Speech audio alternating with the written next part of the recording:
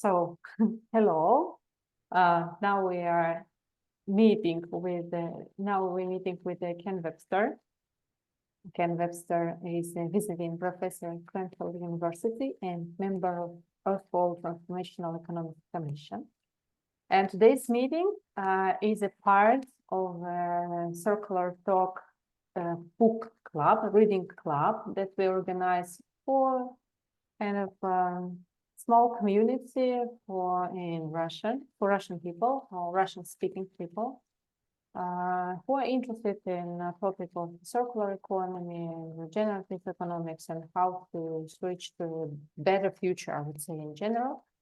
We had this kind of talks last year, circular talks, but it was in a different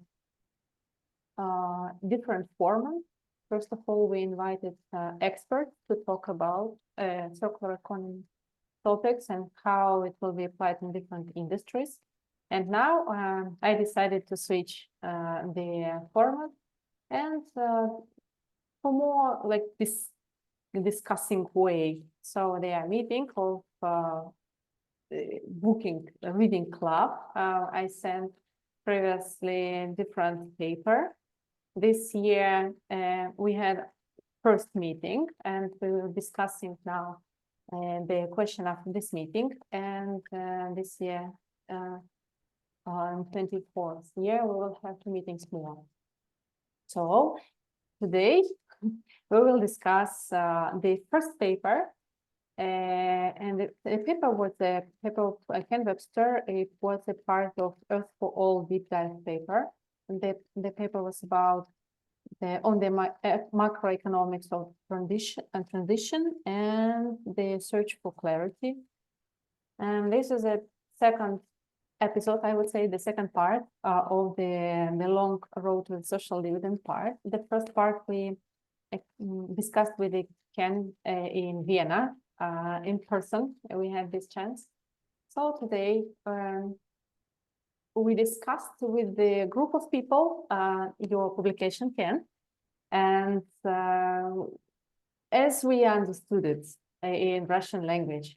And then we started just the dialogue, open the dialogue, and of course, we have a lot of questions. And I would like to ask you this question, like ask the author. So thanks, first of all, for your possibility to answer our questions. And I think that it's a great opportunity to ask directly to the author, what did you actually mean by this? So thank you very much for the invitation. Yeah, thank you very much. So first of all, when we, some of the people who were in the meeting, and they were actually know you already by reading your publication and by meeting you in Vienna in person, and they are kind of familiar, I would say, with the concept that you're talking about. And actually, I think that the most of the question are related in general to the topic of social dividends, and not particularly the part 1 or part 2, but maybe some question like you could answer us. So the first question was how you can explain this difficult, complex topic of social dividend in kind of simple terms so that everyone can understand the benefit for themselves. Well, I don't think it's really that complicated a concept. Everybody, I think, knows what a dividend is. A dividend is a share of what you get from owning, say, a company, or from, yes, it's usually from shareholding, your stake in a company, a shop, a coffee shop, manufacturing, or whatever. So a dividend is a reward for investing. Now, a social dividend is looking at the resources that we have in a particular country or the earth and saying, well, we're all humans. This is a gift. People used to say it's a gift from God, but it's a gift of nature. And we all have a share in, well, let's just take the atmosphere. nobody owns that, but we all participated, and it's vital to keep us alive. And when it comes to, say, mineral resources, they're a gift of nature. Don't we all in a country have a share of that in some way? Because who said it's to be captured by a particular person or group? So the idea is that things that are held in common, we call it the commons in English, things which are the commons ought to provide some benefit for all of the people in that community. So let's just take the atmosphere one.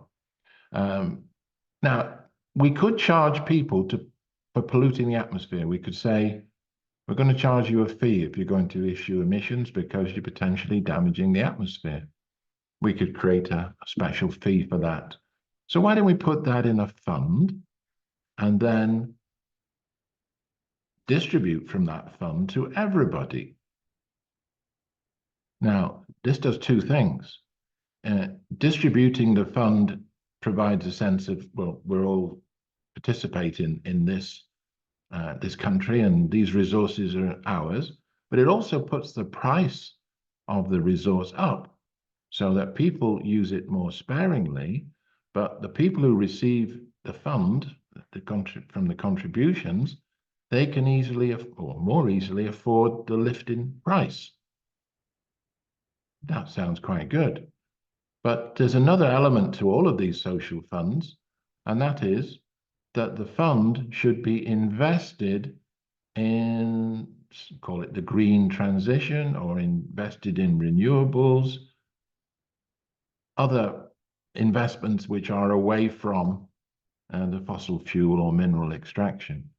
So the rewards, the social dividend, is paid out of the rewards from investing in the new technologies for the middle part of the 21st century. So it's ours.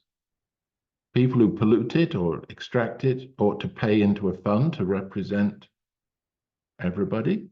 And that fund invests in renewables or other transition things and gives the rewards, the dividend, to everybody in that community without regard to their, usually children get a smaller proportion, but it's to every individual. It's not the head of the household.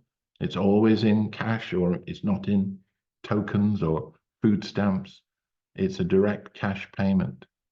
And that's what a social dividend does. It helps put the price up of resources to meet, well, resources should pay the real cost. If it's damaging society and environment, it should pay the real price. So that helps conservation. It also provides a set of money that can be invested in the future, from which the dividends are paid. So that seems logical. And if you're thinking about circular economy, well, we're supposed to move from an extractive and linear economy to one which circulates benefits to everybody. Because otherwise it's just extractive and linear, and it degrades natural and social capitals. This is one way of feeding back, circulating some rewards into the base. Other people, and I think it's in one of your questions, other people say, well, will this affect other taxes?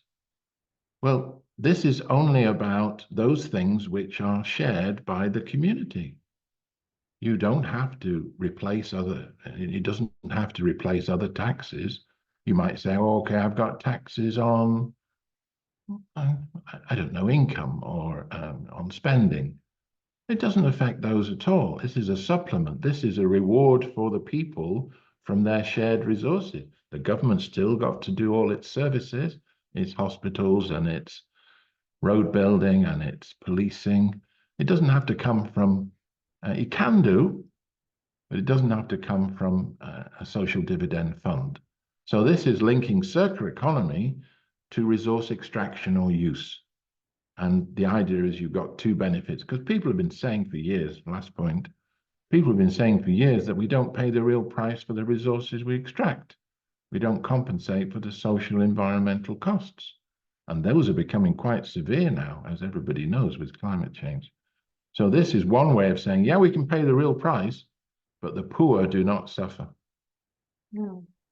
I mean that in simple words, social dividends, it's like a dividend that like we invest in some company. This is kind of we invest in all the companies. I mean in resource consumption is kind of this. Yeah, it's investing in the resources which are the gift of nature to a particular country, or thought of more broadly as the world. And the benefits from that, some of it should come back to the people in the country, because nobody really owns it. Or if they do own it or have captured it, why should they export costs onto the rest of the people? Why should their life be dirtier? Why should their life be more uncomfortable? Why should there be more disease and medical interventions necessary? You know, get a cleaner environment, you get less costs, and you also get a direct payment into people. And some people ask, well, why would very rich people be interested in that? And yeah, I think we know the actually answer. the second. It's actually the second question, like Why how we should they can make. Yeah. Well, in the end, this is always politics.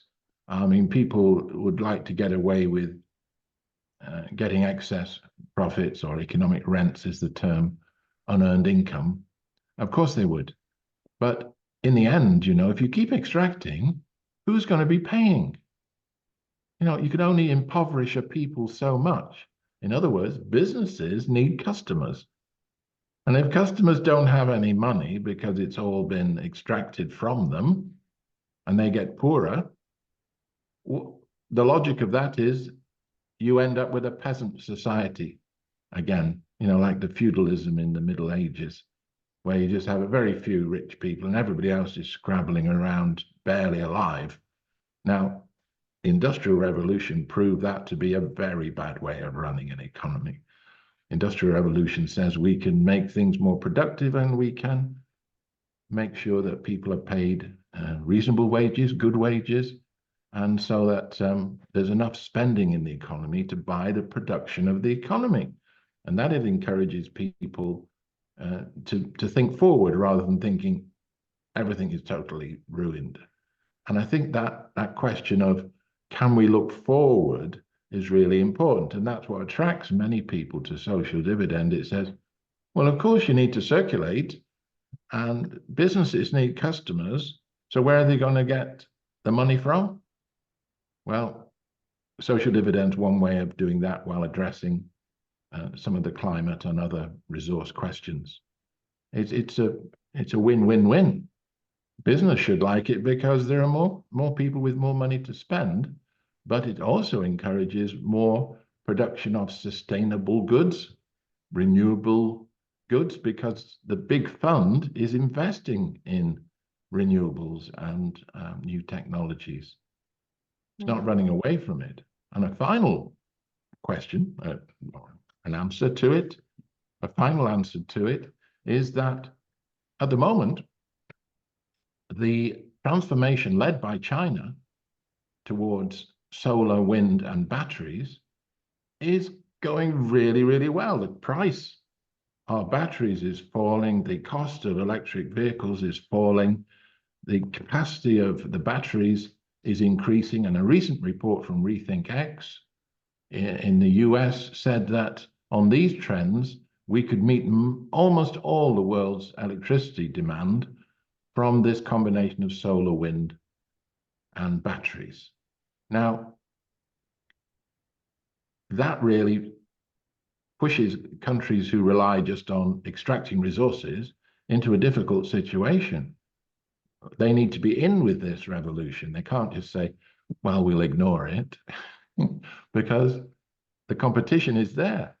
You know, already electric vehicles are just about on a price parity this year with normal diesel and petrol engine cars. They're at the same sort of price. So it's inevitable demand will pick up for this. And so you think, well, what are we extracting oil and diesel for? Because in 5, 10 years, the profits will be very small. We ought to be investing in the future. And a social dividend allows cushion, allows people to live while this transition takes place. So I think it's an all-round win. Yeah, sure, some people are not going to like the fact that their business loses some of the unearned income. But way back, Thomas Paine, we're going back 200 odd years, around the time of the French Revolution, said that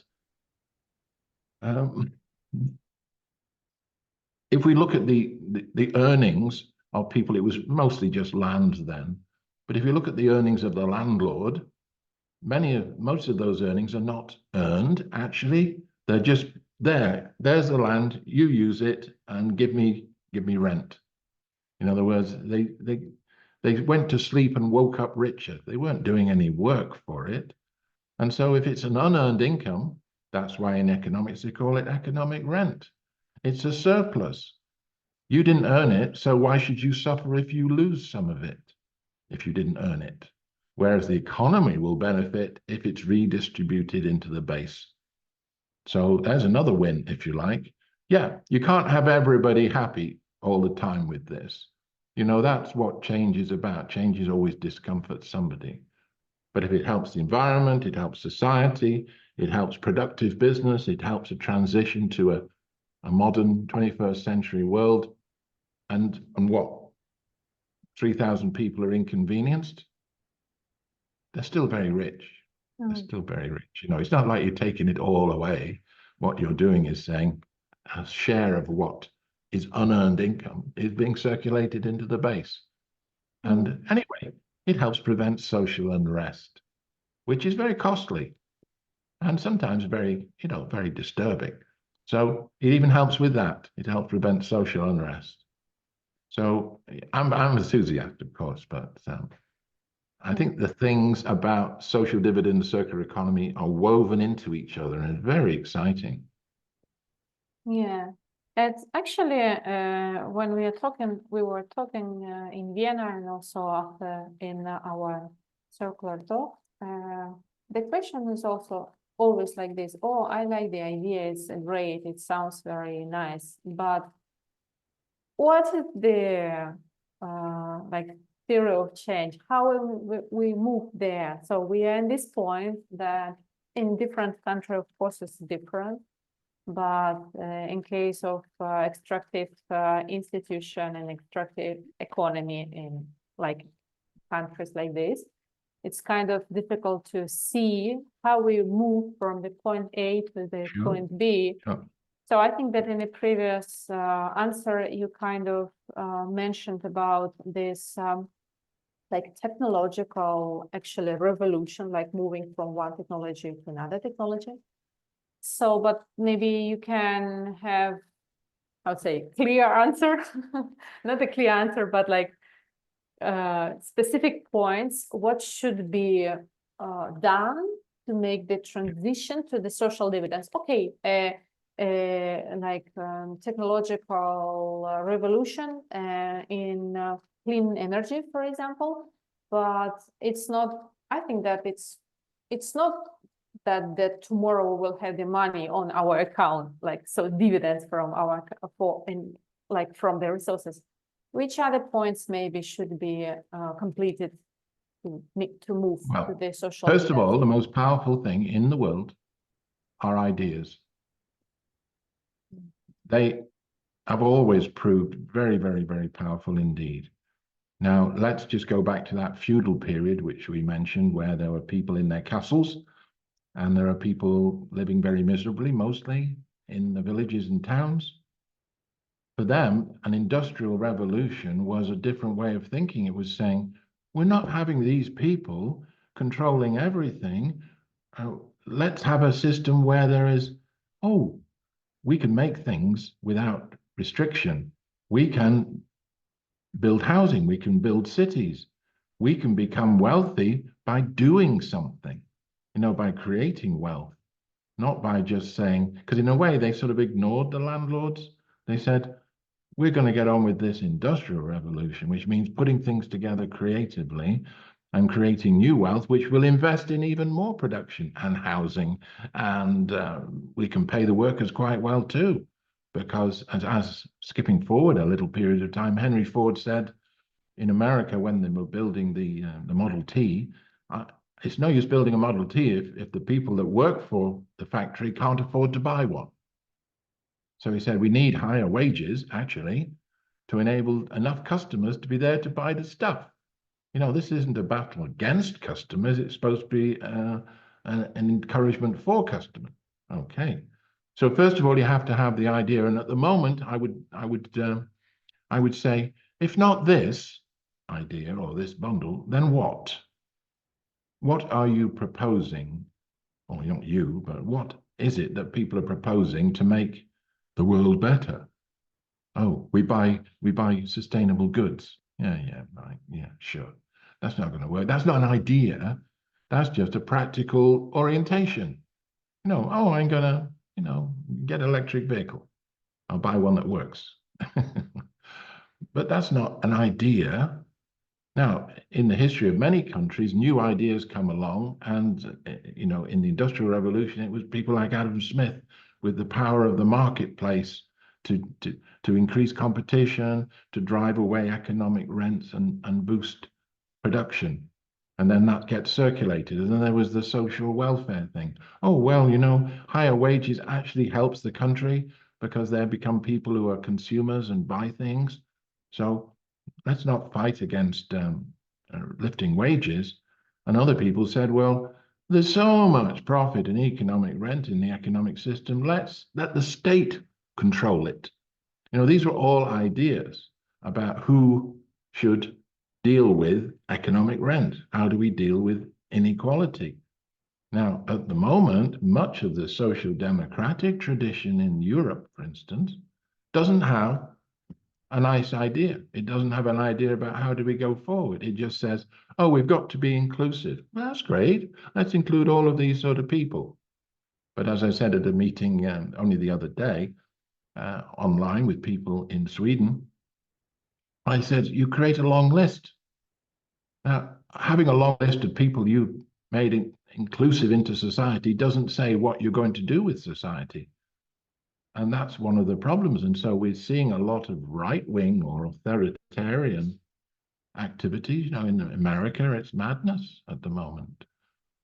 Because why are they able to get any votes at all? Or in Hungary, or in even Italy or Turkey? They get votes because nobody's offering a coherent idea of how a society could be better. These people are saying, protect me from the others. Stop these things happening to me. They're angry and economically insecure. This is just like the 1930s, when there wasn't a new idea around. And so people retreated to protect me and destroy the others, or keep them away. So this is why ideas matter very much. And who can say whether a social dividend will be part of the next big leap forward? It's been around for a long time, but it might be appropriate now, because what's your alternative? Because we've gone past mass industrialization. We can make stuff. I mean, I'm a bass player, a musician. I can order delivered to my door for under $100 US, a complete bass guitar that works. I can tune it up a bit, make it a little bit better, but it's only $100 to get something like that. So stuff is really, really cheap. There's no problem with stuff. And in fact, China is experiencing overproduction. What do you want? So there's not going to be huge numbers of people who are going, let's go to the factories and make something. Everything that can be made looks like it's being made very, very cheaply. So there's not going to be an industrialization like that. We've gone past that. Okay. What else do you suggest? Oh, let's go into financial services. Well, we know how that works out. Finance is a zero-sum game. You're not creating any new wealth. You're just making money on money and circulating it to your friends. So that doesn't look very good. And hence why so many populations in different parts of the world are going, what's our future like? And you add in another serious one, many countries, including my own, the birth rate is falling. So they've got many more older people like myself to look after with very much fewer workers. And the governments are saying, well, we should have more babies. But as somebody said I think I noted it somewhere, they said, to even think about a baby, first thing you have to have is hope. You've got to have hope for the future. If you haven't got that, why would you do it? You can't afford it. And also women have decided, we want to make the major decision in this.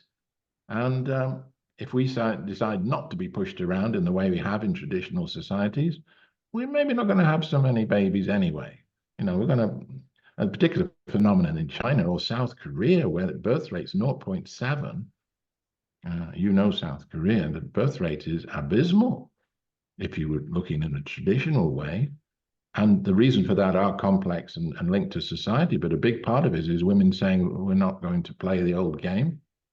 And if they don't have any hope as well that the things are going to get more prosperous, societies are going to kill themselves off. You know, South Korea could, if the trend continued, and it won't, it would almost disappear in 100 years in terms of population. You know, well, South Korea, it decided to make itself extinct because it just didn't have any children anymore, or not many. So you can see why ideas are important. Whether it's going to be this one, you know, I'm just a researcher, academic writer, but the question is, if you don't want that, and you don't want something that will also fix the environment and social problems, you're just going to say it just continues into a pit. What new ideas have you got?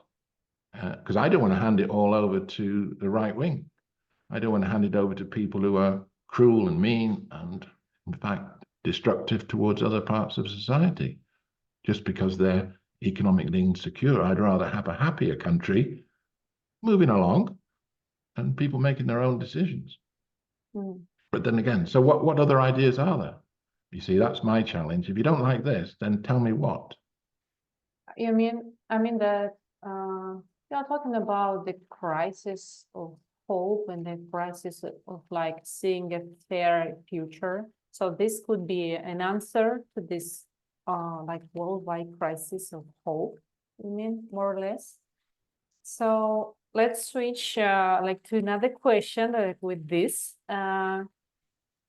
Because before, like in the history, we had also other ideas, like for example, in my country, it was like the Soviet Union. And when people like trust in some idea and then this collapsed, and many times like the people trusted the money to the government, it's also collapsed. So how we can articulate this idea of social dividend and to help people to see how it will be how to say, stable and in the right hands, or which hands it should be, and how to gain people trust in the system of social dividend. Well, there are a couple of examples around. I do point quite often in what I've been doing to the Alaska Permanent Fund, which was an attempt to share some of the benefits of oil and mineral extraction in Alaska with the people directly, and to try and protect it from being grabbed by the government, which was largely successful, took legislation to do it. That's one example. But I just wanted to backtrack a bit into this question of ideas and how briefly they can be described. You mentioned the Soviet period. Now, in the battle for ideas in the 19th century, Marx did a lot of the heavy work in writing. He wrote 3 volumes of Das Kapital, which most people never read. I've never read it, even volume 1. I didn't get very far. He didn't write very well. But his friend, Engels, wrote the Communist Manifesto, which is short and to the point and is brimming with ideas. But in our modern technological society, people would say, well, he hasn't worked it all out. We don't know exactly how it's going to go. It's a bit like funding projects in the West. You have to show what you will achieve before they give you the money. But the idea of doing the project is to find out what works. How can you guarantee it succeeds unless you're going for something really minimal? So with Engels, he wrote the Communist Manifesto, which was full of distilling the ideas of Marx and making it approachable, engaging for the people. And lots of people all over the world found that interesting and said, well, we want to do it this way, and worked out the details later. Do you follow that this is the crisis of, if you like, having a technocentric society? It almost wants to know what the answer is before you've done the exploring. They don't like exploring in that way, only if it's a tech solution. Oh, we'll explore AI, but even there, you've got massive amounts of activity happening, and we don't know really whether it's that useful yet. But why can't we do that with ideas as well? A bit like in the past. There were three great writers it was the Adam Smith and his friends, and that end of things, market ends. You had Henry George, who always said it's the value of land which is the key to inequality. If we take away some of the unearned surplus from land in cities and circulate that back, well, we pay for most of the welfare system. That was his claim. Henry George in the middle. Marx thought he was just a footnote of history. He didn't think much of him at all.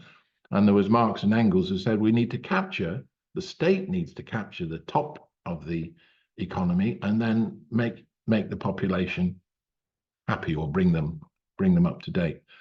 But since say after World War II, what we had in the West was a social democracy. It was built on Keynes's idea of managing demand and building welfare systems.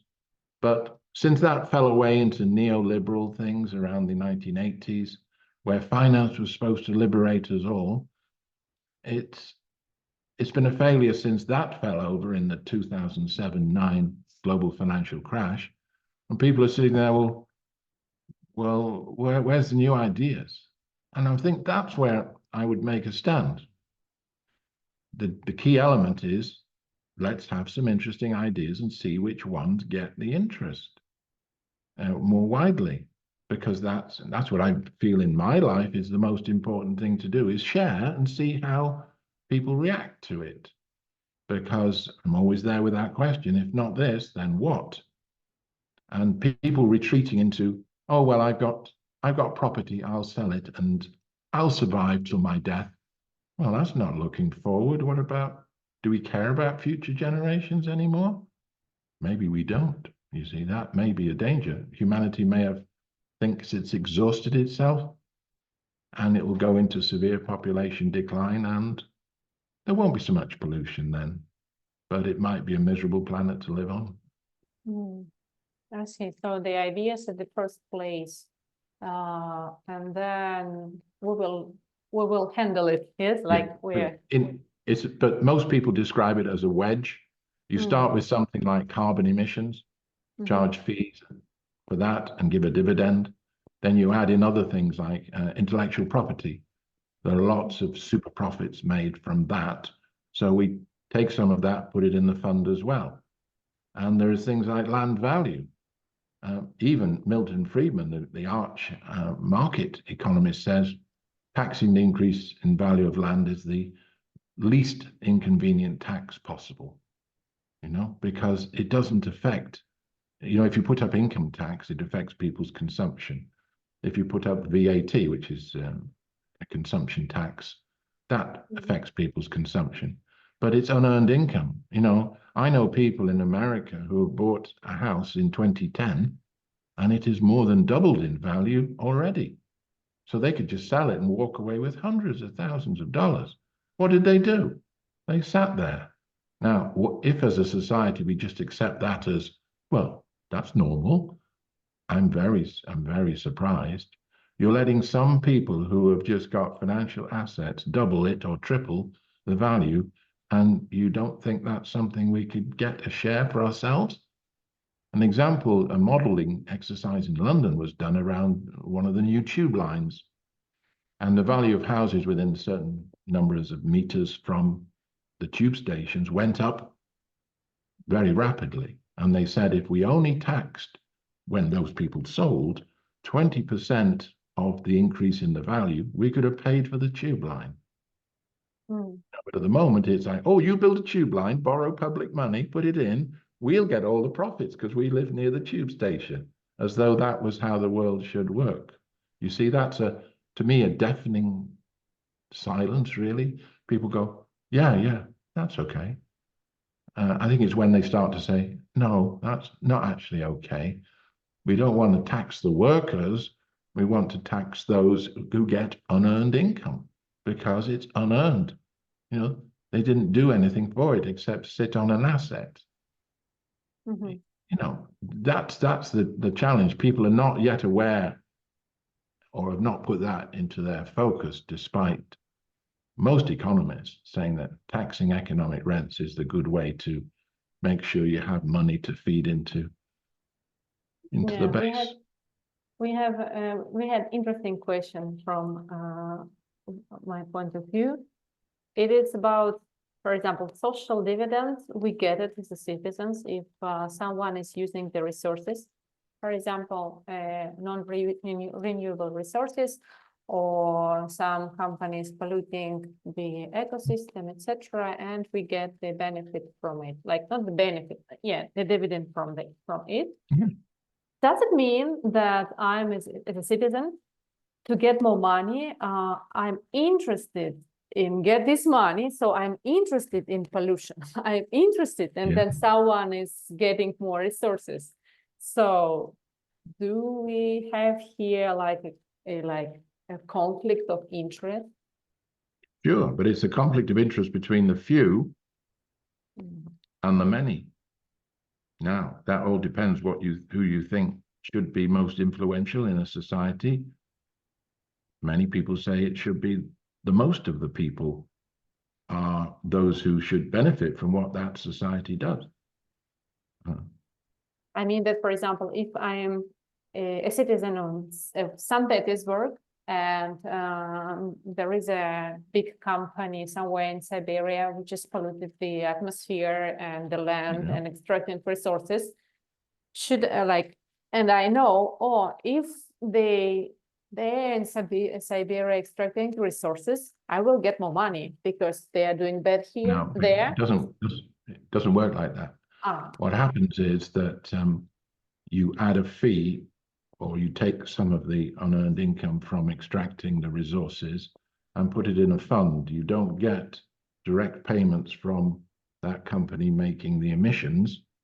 It's put in a fund, which you get the money from the investments of that fund in renewables or, new technologies. You see, you don't. So the more that is polluted, yes, they put more into the fund, but the point is, people won't buy those resources as easily because they cost a lot more. So if you say, call it $100, say something cost $100 a ton or something like that, and now it was $180 a ton on the market instead of 100, consumption drops. So that's good. You don't want so much of it to be used. Now you might say when consumption really goes down, there's no money to put in the fund. But you've already been putting in the fund money that's been put in investments for the future, renewables, high tech, whatever. So that shouldn't really affect you too much as long as the fund is running a number of years. It's a bit like in Alaska, they'll run out of oil and gas, but the fund is built on investments in other things, so it'll keep paying out. I see. And you're very happy for there's not a direct relationship between the output of the polluting resource and how much money you get, because it goes via the commons fund, or whatever you want to call it, or the citizens welfare fund. So people do make that error of thinking, well, the more pollution, the more it gets in the fund, and therefore I'll get more. But they forget that if you're putting the price up, the encouragement is to reduce, because it encourages the firm too to reduce it. If they're getting a charged a fee on their emissions from their activity, won't they invest in technology that reduces the emissions? Of course they will, because they don't want to pay so much into the fund. So it encourages a reduction in pollution, investment in that firm.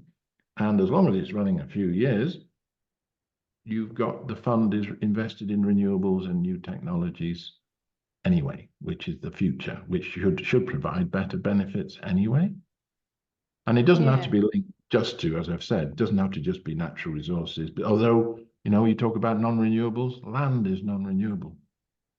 That's why it's scarce. That's why it's expensive in cities.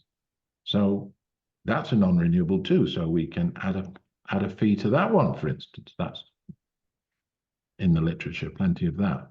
But if we just stick with resources for now as a starter, that's why I'm an enthusiast anyway, because it doesn't encourage pollution. It discourages it because the price is put up. And you're protecting the poor from the price rises which follow. So for some critics, putting a critic element in there, if the fund only compensates for the rise in price of pollution, so it enables you to, because the poor don't make that many emissions, you know, the top 10% of the population create over 60% of the emissions anyway, but the poor don't. They don't have enough to spend to do it. So it would just be compensating the poor for the rise in price, which helps cut down the climate damages being done. So it wouldn't provide a surplus. That's why you've got to be careful how you judge it. The one example from America where legislation was put into the House of Representatives said that in the first year, a household would probably get $2,000, but it would rise to about $5,000 for a household of 4 individuals over 5 or 6 years. So that was a modeling that was done for the US, but that's quite useful, you know, $5,000 and a good attempt to shift away from fossil fuels. That was just based on carbon emissions. Mm-hmm. There we are. Yes, and if we're talking, I think that you already mentioned it in the beginning, but if we are talking about the money which the company put in the fund, if they are, like, let's say, doing bad or using non-renewable resources, if we start with the resources, but if the companies are motivated to, like, lower the price, lower this money that they have to pay to this foundation. So do we have enough money to, like, to invest in goods? Or it's also, like, it was also the question about the taxes. If instead of taxes, we use social dividends, how we can build how we built the roads and the schools, etc. That's what I think in English that's called a straw man argument. It's saying, oh, this won't let it work because we can't afford anything else. You know, but is that true? You know, what most advocates of social dividend, as I've spoken to, say, we start slowly with the obvious climate damaging and resource damaging buttons. We don't, if we went straight to or quickly to taxing increase in land values, as Henry George said, you'd have much more money available to reduce other taxes. So what you're doing all the time with this is you're taking unearned surplus. That's the key thing. You're not damaging the economy. You're taking the unearned surplus that some people get and circulating it into the base where more spending improves the quality of their lives, and they will pay taxes in the normal way on their income, which will pay for what do you want? You want roads, hospitals, or whatever. In fact, it's better that these people have more money to spend because the very rich don't spend that much money. They don't do consumer stuff. They invest in financial assets very often. So you get more spending, which brings more tax in the normal way, because it's traditional in most societies for people in the workforce to pay more taxes than people who own assets as a proportion of their income. So that's good all around because you get more taxes available if you haven't substituted social dividend for all the others. You get more taxes available because there's more spending in the base of the economy. So what's the problem with that? I thought that's what you wanted. If you do make that argument that, oh, social dividend has to replace all the other taxes, that's very difficult to imagine, actually. Most people see it as a supplement, but taking the money from people who haven't earned it anyway, they just get it because they control these resources. So I think the arguments are great. That's to me, rehearse it. One, it's good socially, helps make people happy. Two, it boosts the economy because you circulate money that was trapped, if you like, with certain organizations and people. Thirdly, it's a supplement to other taxes. It doesn't necessarily mess the world up. It does do good things around climate and resources, and it helps fund, through the fund, that country's investments in the future, which, if they're successful, they help pay the dividends. So it's investing in the future, fixing the climate problem, improving people's social happiness. There's less activity, and it would also improve health over time because it cuts down the amount of polluting activities that are going on. So, you know, as the Americans say, what's not to like? It's a strange phrase, but, you know, why wouldn't you want that? Now, okay, several thousand people or organizations will say, no, we don't want that. But then that's down to political change. But if we can't articulate an idea which is good for the country, how are we going to get any change? That's why I say, perhaps to round this off, that ideas are really important, and people working on refining ideas which do both circular economy and improve the climate situation, resource situation, and bring social benefits are to be encouraged, I would say, because it seems to be a very strong idea. And the Club of Rome agrees. It's one of their top tips for innovative approaches to change. So I'm very pleased to have been involved in that discussion. And well, you know, again, I think we've probably come close to the end of our session, but there's probably room for one more question or a couple of reflections from you, Ekaterina. What are your reflections on this? Yeah, actually, I think that we cover most of the questions for now. I will, maybe if we have more questions, we will discuss it later. And I think that maybe the last question that is from me, because we hear about social dividends, actually from you, social dividends from you. And we hear about social based social income and what is the difference between. The difference is where the money comes from. In a basic income, it sounds like the government just gives it out to everybody from their taxes. From where? From taxes, or they can give it out anyway. No government who's a sovereign fiat currency government worries about how much to spend. What they worry about is not causing inflation. So that's how much they tax back. The basic dividend is the key is the word dividend. This is around common resources that are the people's resources anyway. That's where it starts. It's things like land, intellectual property, mineral resources, fossil fuels, fisheries, the ocean surrounding the territory, if there are oceans. It's based on shared resources and people having benefit from being in that community. So that's the difference.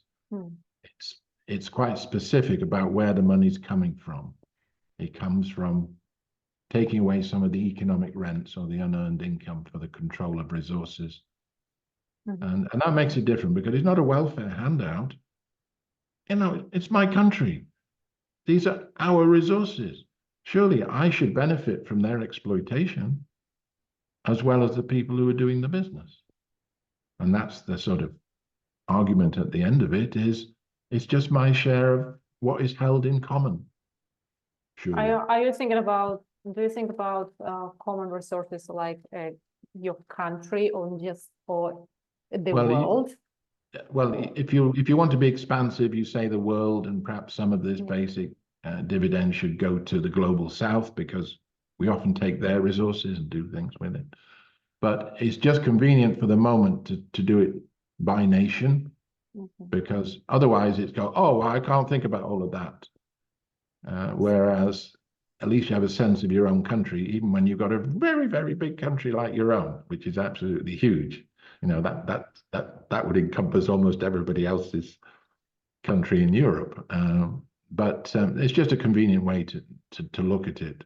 You know, it's a great thing to argue about whether it should be global dividends. And in the paper that was published by Club of Rome, somebody's arguing for it to be more global dividends, particularly since, you know, we exploit developing world resources. But that's part of the interesting debate. You see, I'll leave that with you. The core idea is for listeners and people you're in discussion with, is this a good idea, first of all, and then how do we make it work? But never, in my view, leap to the question, how do we make it work before you've decided whether it's a good idea or not?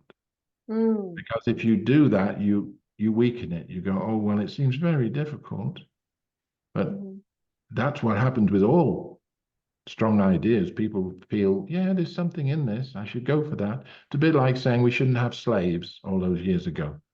Why not? Slaves are useful. Maybe I can have a few less, some people argued. But the idea was, no, we shouldn't have slaves. That's not doing it, right? And the world took up that idea, more or less, and so we don't accept slavery in that traditional sense. It's crept back in other ways, but we just say, no, we're not doing that. It's the same actually with all of the agreements around chemical weapons and stuff. They still hold. You know, we decided, no, we don't do that. So let's look forward in a way to discussion around whether it's a good idea first, and then secondly, how does it work? Because this will always be evolutionary, you know.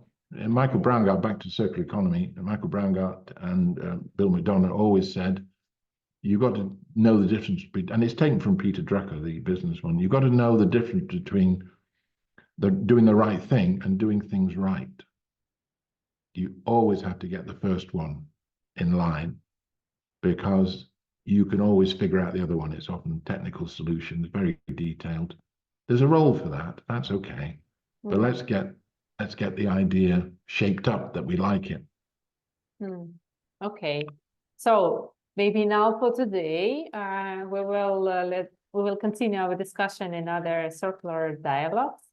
So thank you very much for the discussion. Well, thank you for letting me discuss it broadly.